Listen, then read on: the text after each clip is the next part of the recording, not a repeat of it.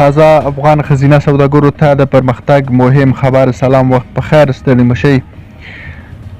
افغان ښځینه سوداګرو ترکمنستان ته رسمي سفر کړی دی. د سرپرست حکومت له بیا واکمنېدو راهیسې په لومړي ځل ښځینه سوداګرو له هېواد بهر رسمي سفر کړی او له ترکمنستانیو ښځینه سوداګرو سره یې یو لړ هوکړې کړي دي. د صنعت او سوداګرۍ وزارت هم وایي 15 ښځینه سوداګرو له خپلو محرمو سره د ترکمنستان په سفر کې ګډون درلوده او دوی هڅه کوي چې د ښځینه سوداګرو د ظرفیت لوړونې او د هغوی تولیداتو ته د نړیوال بازار په موندنه کې هلې ځلې وکړي.